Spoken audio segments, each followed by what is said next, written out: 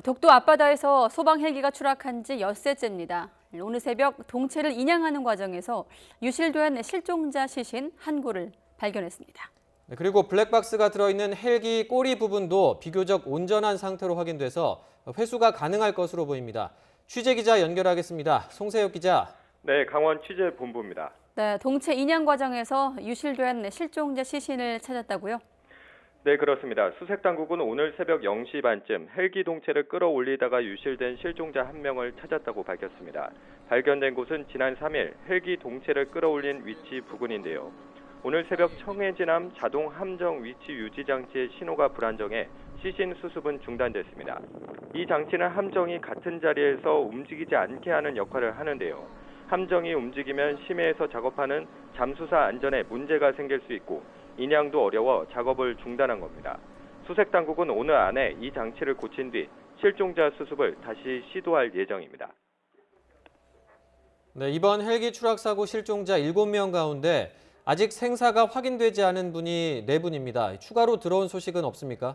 네, 안타깝게도 추가로 실종자가 발견됐다는 소식은 전해지지 않고 있습니다. 앞서 지난 2일 부기장과 정비실장 등 소방대원 2명의 시신이 수습된 데 이어 앞서 말씀드린 실종자 1명이 추가로 발견됐는데요. 그러니까 전체 실종자 7명 가운데 4명은 아직 생사가 확인되지 않고 있습니다.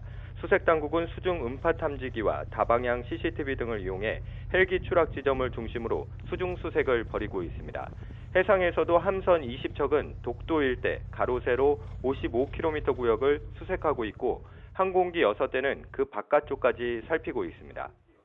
네, 물론 수색 작업이 가장 중요하지만 이 사고 원인 파악도 관건입니다.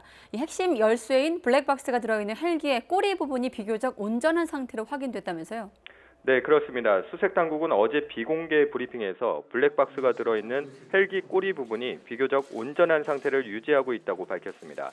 앞선 수중 수색에서 헬기 꼬리 부분은 동체로부터 114m 떨어진 깊이 78m 바닷속에서 발견됐는데요. 수색당국은 헬기 꼬리 부분을 물 위로 끌어올리면 블랙박스를 회수할 수 있을 것으로 보고 있습니다.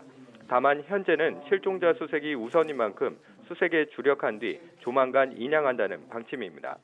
헬기 꼬리 부분을 인양해 블랙박스를 회수하면 사고 원인 조사도 속도를 낼 수 있을 것으로 보입니다. 예, 사고 원인을 조사하기 위해서 헬기 동체를 김포공항으로 옮긴다던데 이송 준비는 끝났습니까?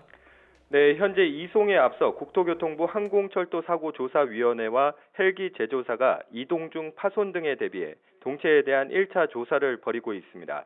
이 조사가 마무리되는 대로 경북 포항 신항에서 서울 김포공항으로 이송할 것으로 보이는데요. 언제 출발할지는 여전히 유동적입니다. 소방청은 어제 이송 업체를 선정했고 1차 조사가 끝나면 동체 이동 방법이나 경로 등을 결정할 계획이라고 밝혔습니다. 국토부 조사위는 헬기 동체가 김포공항으로 옮겨지면 동체를 정밀 분석하는 등 정확한 사고 원인을 조사할 예정입니다. 지금까지 강원 취재본부에서 YTN 송세혁입니다.